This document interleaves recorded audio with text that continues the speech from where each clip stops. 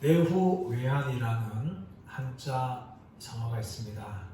이 한자 성어는 나라 안에 걱정, 나라 밖에 근심거리가 많다는 것을 말합니다. 이것은 나라가 처한 어려움을 설명하는 한자 성어입니다. 그런데 이 한자 성어가 어쩌면 오늘날 우리나라에게 너무나 적합한 한자 성어라고 봅니다. 우리나라 안에는 참 많은 걱정거리들이 있습니다. 어려움들이 있습니다. 그러나 나라 안에만 있는 것이 아니라 우리나라를 향한 나라 밖에도 여러 가지 환난들이 있습니다.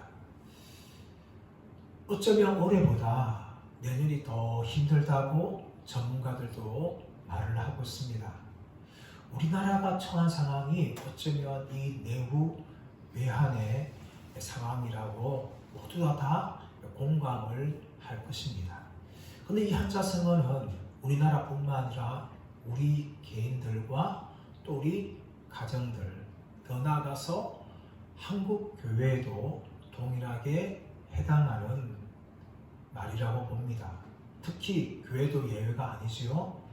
교회 안에 여러 가지 문제도 있지만 또 교회를 향한 여러 가지 어려움들이 우리 한국 교회에 있습니다. 우리 예신교회도 마찬가지입니다. 그렇다면 오늘날 우리 한국 교회만, 우리나라 교회만 어려움이 있느냐? 그렇지 않았습니다.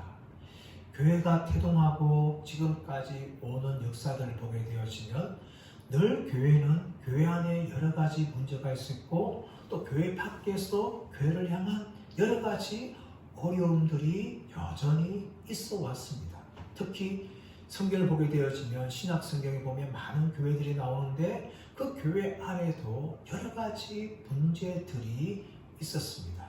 갈라디아 교회 같은 경우는 유대 율법주의자들이 복음을 흐리게 하는 문제가 있었습니다. 골로새 교회에서는 영지주의자들이 골로새 교회를 어지럽게 했다는 것이죠. 빌립보 교회는 그 안에서 성도들 간의 다툼으로 인한 혼란들이, 어려움들이 여전히 있었습니다. 고린도 교회를 보십시오. 그 안에는 성도들 간에 서로 다투고 은사 문제로 갈등하고 또 성적인 문제가 발생하고 이런 여러 가지 문제들이 그 고린도 교회 안에 있었습니다. 이처럼 교회 역사를 보게 되어지면 교회 안에는 여전히 여러 가지 어려움들과 죄들이 발생했다는 것을 우리는 충분히 알 수가 있습니다. 자, 그렇다면 왜 교회 안에 이런 죄악들과 이런 혼란들이 있을까요? 두 가지 이유입니다. 하나는 무엇인가 하면 교회는 의인이 된 죄인들의 모임이기 때문입니다. 우리는 예수를 믿어서 모두 다 구원받고 하나님의 자녀가 되었습니다. 그러나 여전히 우리 안에는 죄의 본성이 있죠. 아담의 본성이 있습니다. 우리가 구원받았지만 우리의 구원은 이미 주어진 거지만 현재적으로 이루어 가야 될 구원이에요. 우리 안에는 여전히 이 아담의 옛 본성이 있었습니다. 그래서 이 옛 본성이 끊임없이 우리를 죄를 짓는 곳으로 이끌어 가게 되어지는 것이죠. 영적인 갈등을 우리는 날마다 하면서 이 성화의 과정을 거쳐갑니다. 이처럼 우리는 완성된 자들이 아니라 완성을 향하여서 가는 죄인들에 불과합니다.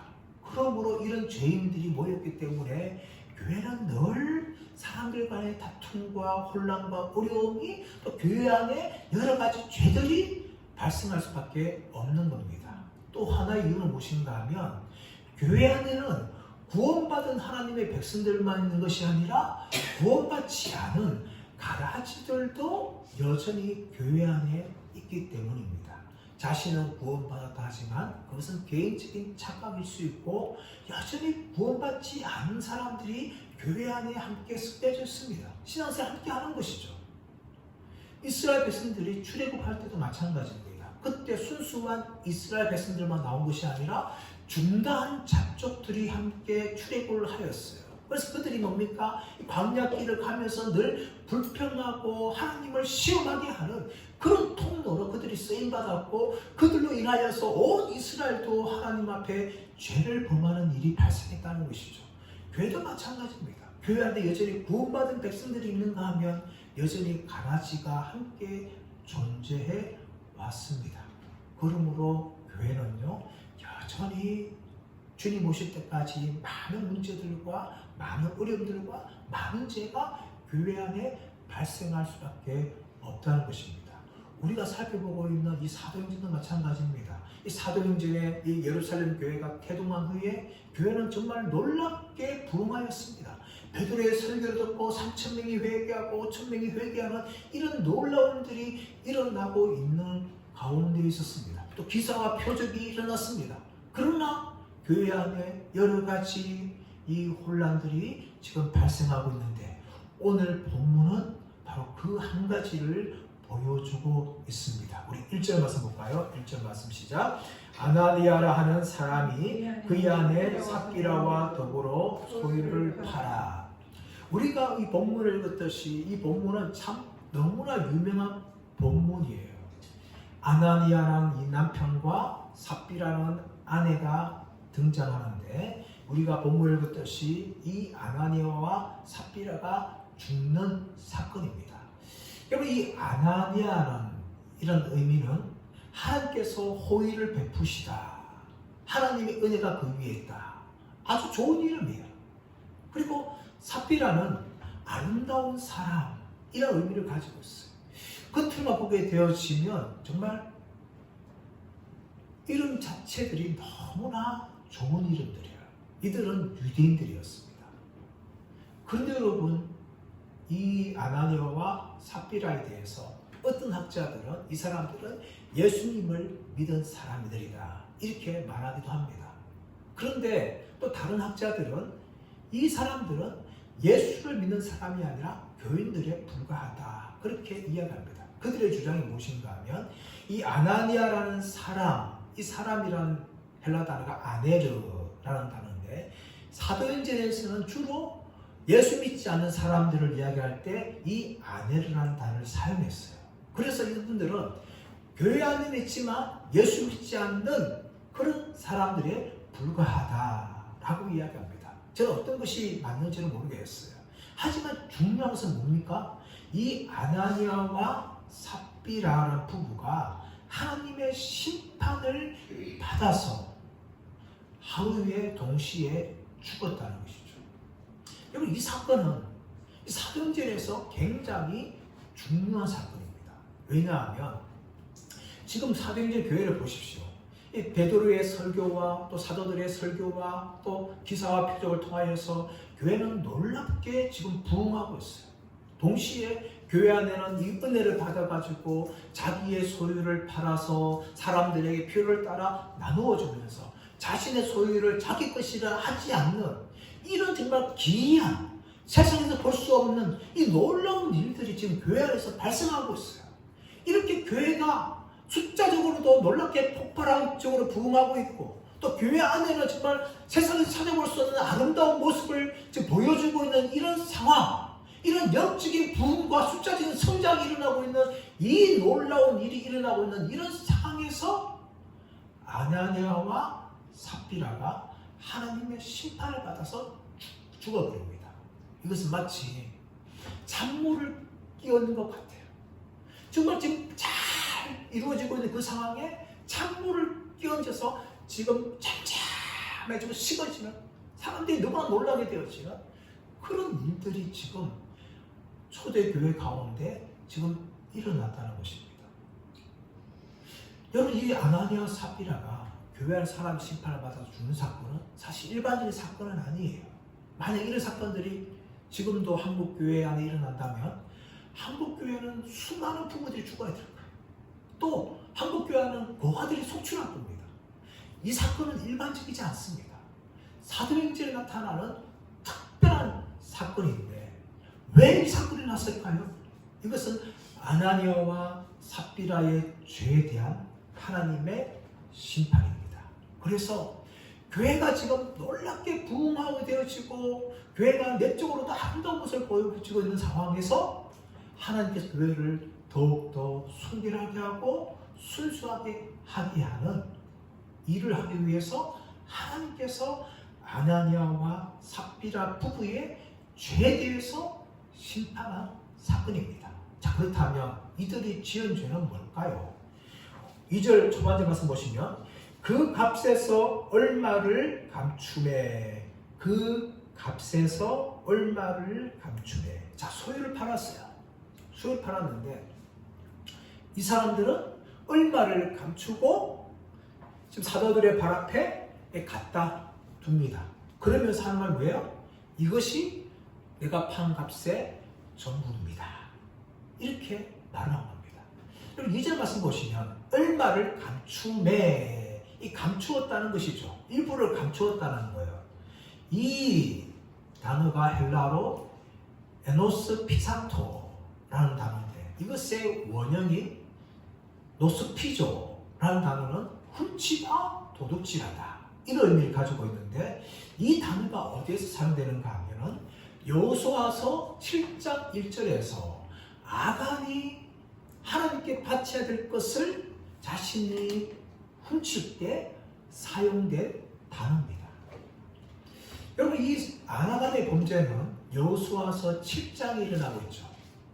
여호수아 7장 말씀 가보시면 자, 여리고 정복 전쟁에서 매일 한 바퀴 돌고 마지막 날 7일째 7바퀴 돌아서 여리고성이 무너져서 여리고성을 정복합니다. 근데 그 과정에서 이 아간이 탐욕이 생깁니다. 탐욕이 생겨서 시날산의 아름다운 외투 한 벌과 은 200세겔과 50세겔의 금덩이 하나를, 금덩어리 하나를 사람들 몰래 훔쳐서 감춥니다. 여호수아는 이를 몰랐죠. 여리고성을 정복했으니까 그 다음에 이제 아이성. 아이성은 말 그대로 여리고성에 비하면 아이와 같은 작은 성이에요. 이 성을 정복하려니까 사람들이 이야기하는 거죠. 이 아이성은 여리고성에 비하면 아무것도 아니다. 그래서 3,000명만 보내서 정복하자. 그렇게 이야기해서 3,000명 보냈어요. 근데 그 아이성 전투에서 3,000명이 패배하고 도망가면서 36명이 죽습니다. 너무나 뜻밖의 패배였어요. 여리고성은 정말 어마어마한 성인데 그 성을 쉽게 정복했는데 아이성은 작기 때문에 아무것도 아니라 식은 죽 먹기라 생각했지만 그 성 전투에서 패배하고 36명이 죽어가요. 여호수아는 하나님 앞에서 웁니다. 하나님 어찌 된 겁니까? 어떻게 이런 일이 우리한테 났으며 그렇게 통회하며 기도합니다. 하나님께서 여호수아에게 알려주시죠. 여호수아야, 너희 안에 죄를 지은 자가 있느니라. 재복귀를 합니다. 그래서 결국은 누가 뽑히는가 하면 아간이 뽑히는 거죠. 아들아, 네가 무슨 짓을 했는지 사실대로 이야기해라. 아간은 그대로 다 이야기합니다. 그리고 여호수아는 아간과 그의 가족들과 소와 나귀와 양들을 다 데리고 아골 골짜기에 가서 돌로 쳐서 그들을 다 죽여버립니다. 그 범죄가 아간의 범죄예요. 아간은 훔쳤습니다. 도둑질하였습니다. 오늘 이 아나니아와 삽비라도 어쩌면 하나님께 다 드린다 하면서 일부를 감추었어요. 속인 거죠. 겉으로 보면 아간의 도둑질과 아나니아와 삽비라의 죄는 다른 것 같아요. 도둑질하고 속인 겁니다. 하지만 모양은 다르지만 성격은 여전히 똑같은 것이죠. 여리고성 정복 전쟁에 이루어야 될 그 과정에서 이스라엘 공동체가 하나님 말씀에 순종해야 될 순결한 백성이 되어야 되는데 그 죄를 통하여 오염시킨 것이 바로 아간의 죄였습니다. 마찬가지로 지금 외적으로는 핍박이 있지만 이 사도들의 말씀과 또 기사와 표적을 통하여 교회는 날마다 부흥하고 또 교회 안에 서로 사랑하는 세상에 볼 수 없는 아름다운 모습을 보여주고 있는 이 아름다운 순간에 아나니아와 삽비라는 교회를 혼란케 하고 어질피는 교회의 순수성을 깨뜨리는 그런 죄를 범하였습니다. 죄의 모양은 다르지만 죄의 성격은 똑같은 거예요. 근데 여러분, 이 아간의 죄보다 사실은 아나니아와 삽비라의 죄가 더 심각합니다. 왜 그런가 하면 아간은 탐욕에 빠져서 일부를 숨긴 죄를 범하였지만 아나니아와 삽비라는 하나님을 속이는 죄를 짓습니다. 또한 아간은 아무와 공모하지 않았어요. 자기 혼자만 탐욕에 빠져서 하나님께 바쳐야 될 전리품을 자기가 훔친 겁니다. 그런데 아나니아와 삽비라는 부부가 공모를 하는 거죠.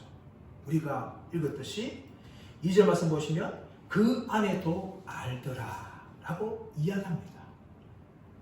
여러분, 이 아나니아와 삽비라 죄는 아간의 죄보다 더 심각한 겁니다. 첫 번째는 뭡니까? 하나님을 속인 거죠. 3절 말씀 보시면 내가 성령을 속이고 땅값 얼마를 감추었느냐. 4절 말씀 보시면 사람에게 거짓말한 것이 아니요 하나님께로다.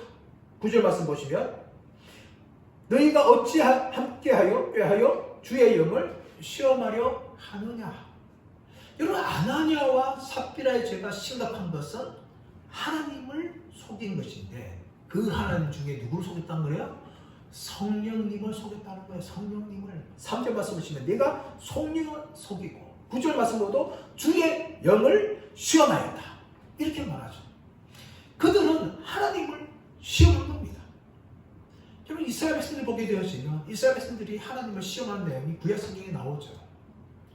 르비딤 물가에서 물이 없어서 하나님을 시험하고 탐욕에 빠져서 먹을 것 인하여 하나님을 시험하고 또 머리마 물가에서도 물 때문에 하나님을 시험하는 이 하나님을 시험하는 죄를 이스라엘 백성들이 범하였는데 그로 인하여서 하나님의 진노 심판을 받지 않았습니까? 마찬가지로 아나니아와 삽비라는 하나님을 시험하는데 누구를 구체적으로 시험하는가 하면 성령 하나님을 시험하고 속인 것이라고 사도 베드로는 말합니다. 일설 볼 때 여러분, 성령님은 하나님이시고 이 성령 하나님은 전지하신 분이라는 것을 우리가 알게 되어집니다. 베드로가 어떻게 알았겠어요? 성령 하나님께서 깨워주신 겁니다. 성령님을 속였다. 성령님은 하나님이신데 그 하나님을 속인 것이라고 베드로는 이렇게 말합니다.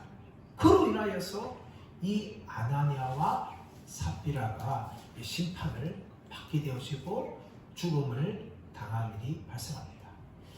그리고 또 한 가지 이 아나니아와 이 삽비라의 죄는 바로 부부가 공모한 겁니다. 그 아내도 알더라. 이미 입을 맞춘 거죠.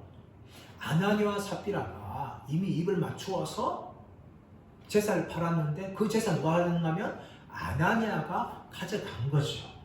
전부를 판 것을 가지고 일부를 내가 감추고 사도들에게 같이 바치겠다.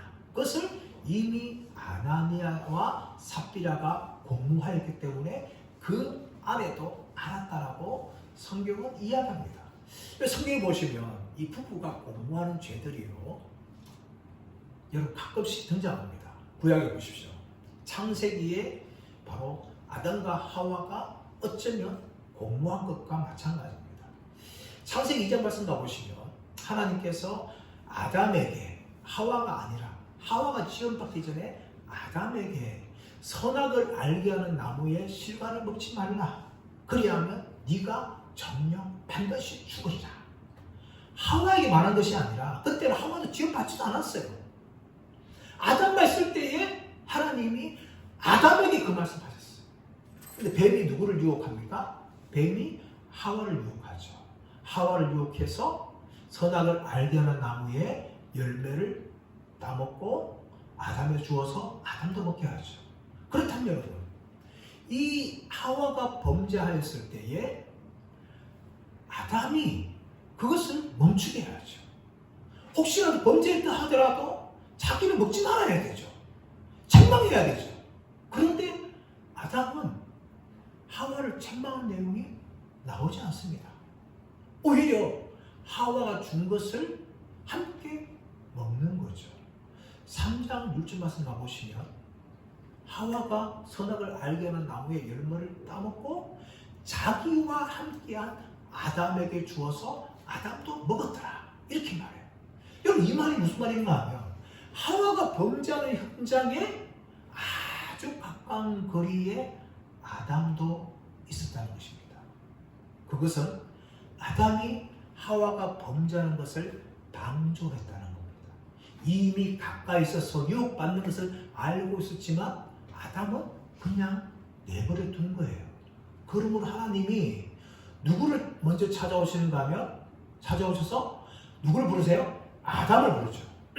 아담아 아담아 네가 어디 있느냐? 하나님이 하와를 찾지 않았어요. 아담을 찾은 거죠. 하와의 죄는 단지 하와의 죄가 아니라 아담과 하와가 공모한 것이고 더 나아가서는 아담에게 더 큰 죄가 있었기 때문에 하나님께서는 아담을 부르시고 아담아 네가 어디 있느냐? 왜 내가 먹지 말라고 해서 네가 먹었느냐? 그 아담을 향하여 하나님이 찾아오시고 아담을 책망한 것이죠. 그러므로 최초의 죄는요 바로 하와의 죄가 아니라 아담의 죄입니다. 아담의 죄. 더 나아가서 부부가 함께 공모한 것이죠. 더 나아가면 아합과 이세벨을 보십시오. 북이스라엘 왕 아합이 있었습니다. 그런데 그의 아내 이세벨은 시돈 사람 엣바알의 딸이었습니다. 이 시돈에는 바알 숭배였어요. 이 아합이 이세벨과 결혼함을 통하여서 북이스라엘에 이 바알 숭배가 퍼져나간다 합니다. 아세라 목상을 만들어서 아세라를 숭배하죠. 그때에 만약에 아합이 동조하지 않았다면 어떻게 북이스라엘 전체에 바알 숭배가 퍼질 수 있었을까요? 아합이 왕이었습니다. 얼마든지 막을 수 있었어요. 하지만 아합도 이세벨과 동조하고 북이스라엘 전체에 바알과 아세라를 숭배하는 그런 죄를 범하게 하는 겁니다. 이 아나니아와 삽비라의 죄가 바로 그런 죄였어요. 부부가 공모한 거죠. 한쪽이 범죄하려고 할 때에 혹시라도 아나니아가 그런 계획을 말하면 삽비라가 정신 차리면서 여보 정신 차려! 그것은 하나님을 속이는 죄다 하면서 막았다면 혹시라도 삽비라가 그 말을 하였을 때에 아나니아가 중단시켰다면 부부는 이렇게 동시에 하나님께 죽임을 당하는 이런 일을 당하지 않았을 것입니다. 하지만 이 아나니아와 삽비라는 부부가 한 마음이 되어서 재산을 팔아서 일부를 감추고 바치면서 이것이 전부입니다. 그렇게 말하는데 다 계획을 짜고 함께 입을 맞춤을 통하여 부부가 동시에 하나님의 심판을 받아서 죽는 이런 비참한 일을 당하였다는 것입니다. 그렇다면 이 아나니아와 삽비라가 이런 죄를 범하게 된 원인이 무엇일까요? 이유가 무엇일까요? 3절 말씀 볼까요? 3절 말씀 시작. 베드로가 이르되 아나니아야 어찌하여 사탄이 내 마음에 가득하여 내가 성령을 속이고 땅과 얼마를 감추었느냐. 베드로가 바로되 아나니아야 어찌하여 사탄이 내 마음에 가득하여 사탄이 내 마음에 가득하여. 이런 아나니아의 마음에 뭐가 가득했어요? 사탄이 가득했다는 겁니다. 이 가득하다는 단어가 성령 충만을 말할 때에 사용된 단어예요. 성령 충만이 뭡니까? 성령 충만은 성령으로 가득한 게 성령 충만이에요. 그러나 이 아나니아는 성령으로 충만한 것이 아니라 사탄으로 충만한 거예요. 이것은요, 가룟 유다가 예수님을 팔 때에 사탄이 가룟 유다에 들어가니라와 조금 다른 겁니다. 사탄이 가룟 유다에 들어간 것은 아주 긴 시간 동안 사탄이 이 가룟 유다를 지배한 거예요. 그런데 이 아나니아는요, 잠시 사탄이 그 마음 가운데 들어가서 그 마음을 장악한 겁니다. 조금 차이가 있어요.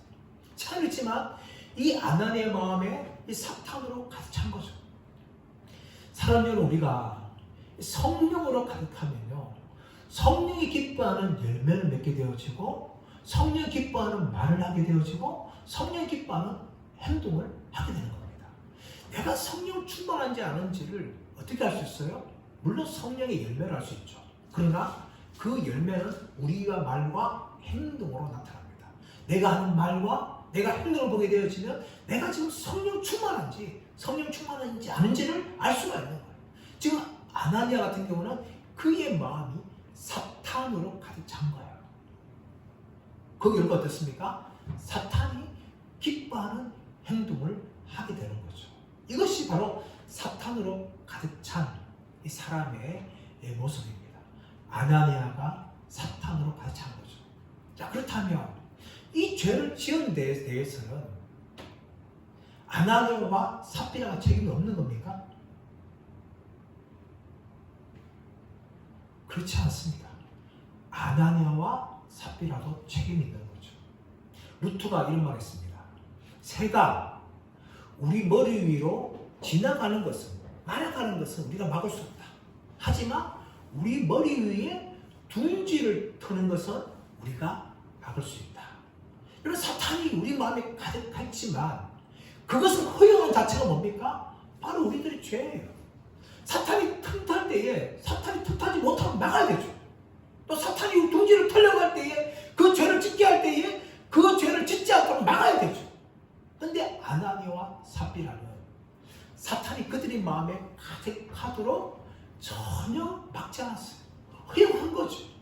그래서 이 아나니아와 삽비라는 비록 사탄이 그 마음에 가득했지만 자신들이 지은 죄에 대해서 이 책임을 져야 되는 겁니다. 유다도 마찬가지 아닙니까? 유다가 사탄이 유다 마음 들어갔지만 유다도 책임이 있는 거예요. 그렇다면 이 사탄이 가득한 결과 이들이 지은 죄는 뭡니까? 하나는 어떤 죄인가 하면 위선의 죄입니다. 위선의 죄. 우리가 말씀을 살펴보았지만 이 초대교회는 정말 사도들이 가르치는 은혜를 받아서 자신의 재물을 자기 것이라 하지 않고 소유를 팔아서 기꺼이 그것을 사도들의 발 앞에 주고 사도들은 각 사람 필요를 따라 그 소유를 나누어 줬습니다. 너무나 아름다운 모습이에요. 이렇게 한 사람 중에 대표적인 사람이 누구였어요? 4장 36절, 37절에 나오고 있는 바나바라는 사람이었습니다. 이 사람은 구브로 출신으로 레위 지파 사람이었고 그의 본명은 요셉이었어요. 근데 요셉인데 별명이 뭔가 하면 바나바, 위로의 아들이었습니다. 근데 이 바나바 한 일이 무엇입니까? 자신의 소유의 일부를 팔아서 그 판값의 전부를 사도들에게 둔 거예요. 아마 이것이 많은 사람들에게 회자된 것 같습니다. 인기였었던 것 같아요. 존경을 받은 것 같아요. 그래서 이 아나니아와 삽비라가 자신들도 사람들의 인기를, 명예를 얻고 싶었어요. 오늘 우리가 한글에 나오고 있는 이 한글에서는 그러나 라는 단어가 사용되지 않지만 헬라 성경에는 대라는 그러나 단어가 들어가 있어요. 그러나 아나니아라는 사람이 그 안에 삽비라와 더불어 소유를 팔았다. 이것은 무엇을 말하고 있는가 하면 아나니아와 삽비라 마음 가운데 이 바나바처럼 자신들도 인기를 얻고 싶어하는, 명예를 얻고 싶어하는 마음이 있었던 것 같아요. 그래서 소유를 팔았어요. 여기까지는 괜찮았어요. 근데 문제가 무엇인가 하면 소유를 판 값에 얼마를 감추고 자기가 판 것이라고 정보를 하고 사도들에게 갖다 바친 거죠. 이것을 통해서 자신들의 신앙이 참 대단한 사람이다. 자신들은 정말 좋은 사람이다. 이것을 드러내고 많은 칭찬과 인정을 받으려고 한 겁니다. 실제의 모습은 뭡니까? 그것이 아니었죠. 그들의 겉모습과 그들의 안은 전혀 달랐습니다. 이것이 바로 위선입니다. 이 위선이라는 이 헬라 단어가 히포크리테스라는 단어인데 위선자, 히포크리테스인데 이 위선자라는 단어가 어디에서 사용되는가 하면은 이 그리스 당시에 연극을 하는 배우들에게 사용되었습니다. 연극하는 배우들은 가면을 씁니다. 가면을 쓰면서 그 가면 쓴 사람의 역할을 하는 거죠. 실제는 자기가 아니지만 가면 쓴 사람의 역할을 하는 것이 배우입니다. 이것이 배우라는 말이 위선자와 똑같은 단어예요. 실제로는 자기가 아니지만 다른 사람의 역할을 하면서 다른 사람 모습을 드러내는 거죠. 아나니아와 삽비라도 마찬가지였습니다. 자신들은 믿음이 없어요. 정보를 갖다 바칠 만큼 믿음이 없어요. 그러나 인기를 얻고 싶으니까 자신들이 실제로는 그런 사람들이 아니지만 믿음이 좋은 사람인 것처럼 위선적으로 그렇게 행동을 한 겁니다. 이런 위선자의 대표가 누굽니까? 성경에 보시면 바리새인들입니다. 바리새인들은 겉으로는 이 이스라엘 백성들의 존경을 받았어요. 워낙 종교적으로 행동했기 때문에. 그런데 겉과 속이 다른 사람들이었습니다. 예수님은 그들을 향하여서 해치한 무덤이라고 공격할 정도로 겉과 속이 완전히 다른 사람들이었어요. 겉으로는 아주 종교적이고 신앙이 좋은 사람들이지만 실제로는 그렇지 않았습니다. 하나님보다 사람들의 인기를 더 사랑했고 하나님보다 돈을 더 사랑했던 사람이 바리새인들이었어요. 이런 바리새인들을 향하여서 예수님께서는 누가복음 18장에서 우리가 잘 알고 있는 바리새인과 세리의 기도를 보여줍니다.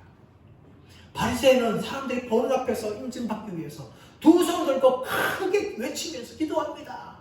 하나님, 하나님, 나는 저 세리와 달리 일주일에 2번이나 금식하고 소득의 11조를 드리나이다. 그렇게 큰 소리로 기도합니다. 그러나 한편으로 세리는 너무나 자신의 죄가 부끄러워서 가슴을 치면서 주여 불쌍히 여기옵소서 나는 죄인으로소이다.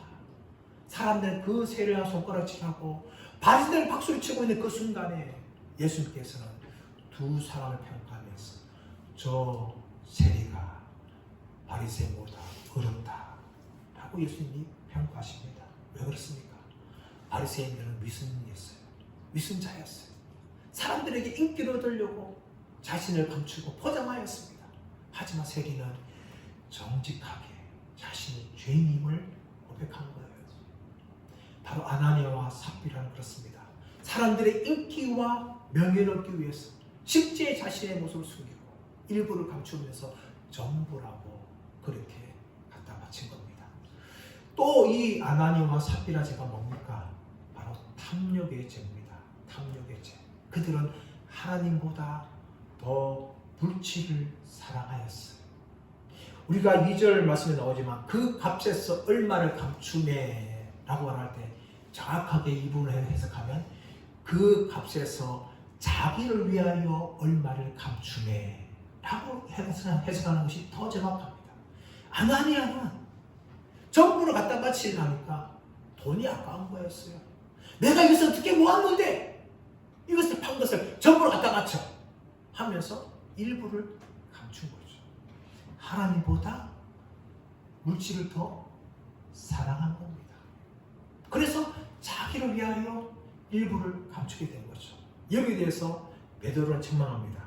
자, 3절 하반절 말씀 보시면 네가 성령을 속이고 땅값 얼마를 감추었느냐. 4절에 땅이 그대로 있을 때에는 내 땅이 아니며 판 후에도 내 마음대로 할 수가 없더냐. 어찌하여 이 일을 내 마음에 두었느냐. 사람에게 거짓말하는 것이 아니요 하나님께로다. 이 아나니아와 삽비라가 자기의 소유였어요. 자기의 판 것이 팔지 않아도 되었습니다. 그런데 팔면서 일부를 감춘 거죠. 또 더 나아가서는 판 후에도 그냥 이게 일부입니다 라고 이야기하면 돼요. 그런데 일부라고 이야기하지 않고 전부라고 그렇게 거짓말합니다. 그 이유는 무엇인가 하면 바로 하나님보다 물질을 더 사랑한 거예요. 그래서 아나니아와 삽비라가 이런 죄를 지은 것이죠. 자, 그렇다면 우리가 이 아나니아와 삽비라를 향하여서 돌을 던질 수 있을까요? 참 쉽지 않은 문제입니다. 예를 들어 11조 생각해 볼까요? 오늘은 11조에 대해서 참 말이 많아요. 뭐 유튜브 상에서도 그렇고 교회 안에서도 왜 11조를 드리냐? 이 11조는 뭐 구약시대 산물이 아니냐? 왜 교회가 헌금을 강요하느냐? 이런 말들이 참 많습니다. 여러분, 그런데 11조는 뭔가 하면 잣대예요. 분약된가 하면 내가 정말 하나님을 사랑하느냐, 재물을 사랑하느냐.